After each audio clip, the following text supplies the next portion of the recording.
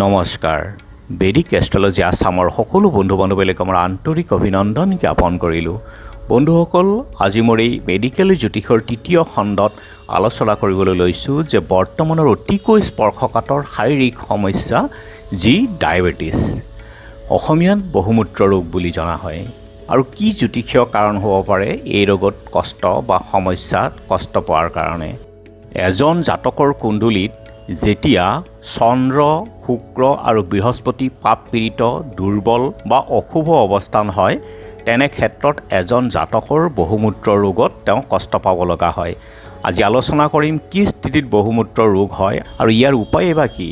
আজি সমগ্ৰ বিশ্বতে এই ৰোগ বৃদ্ধি হৈ আহিছে, কাৰণ ইয়াৰ খাদ্য আৰু আমি গতানুগতিক জীৱনশৈলীৰ বাহিৰে শাৰীৰিক যোগ ব্যায়ামৰ কথাটো আমি পাহৰিয়েই গৈছোঁ।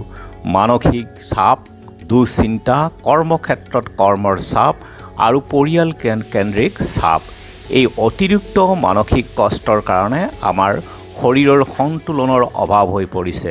আধুনিক চিকিৎসা শাস্ত্ৰও কয় যে শাৰীৰিক যোগ ব্যায়াম কৰি শৰীৰৰ সুস্থ ৰখাটো অতি প্ৰয়োজন। ডায়েবেটিছ ৰোগ নহয়, ই বিভিন্ন ৰোগৰ পৰিবাহকহে। কাৰণ ডায়েবেটিছৰ লগে লগে আমাৰ হৃদপিণ্ড, কিডনী, চকু ৰোগৰ সমস্যা আদি হ'ব ধৰে। ভাৰতীয় জ্যোতিষ শাস্ত্ৰত চিকিৎসা জ্যোতিষ বিভাগৰ দ্বাৰা কুণ্ডলীৰ বিশ্লেষণৰ দ্বাৰা জাতকে কেনেধৰণৰ ৰোগৰ সমস্যা, কেতিয়া ৰোগত কষ্ট হ'ব সম্পূৰ্ণ বিচাৰ কৰিব পৰা যায়। আৰু আয়ুৰ্বেদিক মন্ত্ৰ, দান, ৰত্নগ্ৰহণ ব্যৱহাৰ আদিৰ দ্বাৰা এই ৰোগৰ সমস্যা বা উপশম পাব পাৰি। আজিকালি কম বয়সতে এই ৰোগৰ ৰোগী বৃদ্ধি হ'ব ধৰিছে, কাৰণ ফাষ্টফুড, মাদক দ্ৰব্য, ধূম্ৰপান আদিৰ প্ৰভাৱ আৰু যুৱ সমাজত আজি বিয়পি পৰিছে এই সকলোখিনি সমস্যা। আহক চাওঁচোন গ্ৰহৰ কেনেধৰণৰ স্থিতিত ডায়েবেটিছৰ ৰোগত জাতকে কষ্ট পাব লগা হয়। প্ৰথমে আমাৰ পেটত থকা আগ্নাশয়ৰ পৰা ইনচুলিন উৎপন্ন হয়, আৰু এই ইনচুলিনে আমাৰ তেজৰ গ্লুকোজ, যি আমাৰ খাদ্যৰ পৰা উৎপন্ন হয়, সেই গ্লুকোজ শৰীৰৰ বিভিন্ন কোষসমূহলৈ প্ৰেৰণ কৰে। আগ্নাশয় আমাৰ পাচন তন্ত্ৰৰ এক অনবদ্য অংগ আৰু আমাৰ শুক্ৰক দৰ্শায়।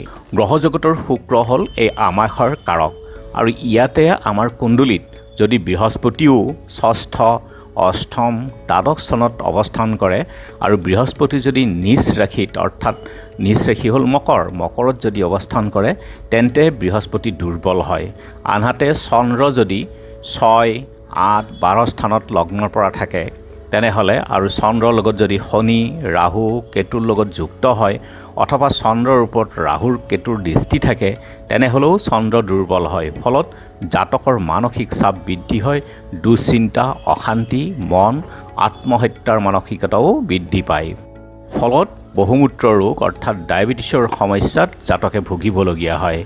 দ্বাদশ স্থানত যদি শুক্ৰ থাকে আৰু ষষ্ঠ স্থানত যদি বৃহস্পতি থাকে, তেনেহ'লে সেই জাতকৰ ডায়েবেটিছ হ'ব পাৰে জীৱনত। আৰু লগ্নৰ পৰা পঞ্চম স্থানৰ অধিপতি যি গ্ৰহই নাথাকক, অৰ্থাৎ পঞ্চমেজ যদি ষষ্ঠ স্থানত যায় বা দ্বিতীয় স্থানত যায় বা দ্বাদশ স্থানত যায়, তেনেহ'লে সন্তানৰ চিন্তাৰ কাৰণে অথবা প্ৰেমৰ সমস্যাৰ ক্ষেত্ৰত ডায়েবেটিছ হ'ব পাৰে।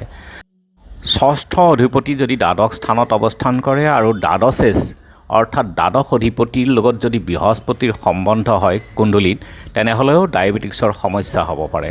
পেনক্ৰিয়াছ, কিডনী সমস্যা আদি হ'ব পাৰে। আৰু ষষ্ঠপতি আৰু দ্বাদশপতি নিজৰ ভিতৰতে যদি ৰাশি পৰিৱৰ্তন কৰে, তেনেহ'লেও এই সমস্যা হ'ব পাৰে। বৃহস্পতি যদি শনিৰ দ্বাৰা যুক্ত বা শনি ৰাহুৰ দ্বাৰা দৃষ্টিও হয়, বৃহস্পতিৰ ওপৰত থাকে, তেনেহ'লে এই সমস্যা হ'ব পাৰে। ইয়াৰ পৰা আমাৰ পৰিত্ৰাণৰ পাবৰ কাৰণে প্ৰথমতে আমি খাদ্যত সতৰ্কতা, দুশ্চিন্তাৰ পৰা আঁতৰি থাকিব লাগিব। আৰু কপালভাতি, অনুলোম বিলোম, নিয়মিত শৰীৰ চৰ্চা, খোজকঢ়া ইত্যাদিৰ দ্বাৰা আমি এই ৰোগৰ পৰা উপশম পাব পাৰোঁ। আৰু জ্যোতিষীয় উপায় হ'ল যে 16টা শুক্ৰবাৰ কোনো মন্দিৰত অথবা দুখীয়াক আমি চাউল দান কৰিলে শুক্ৰ সবল হ'ব।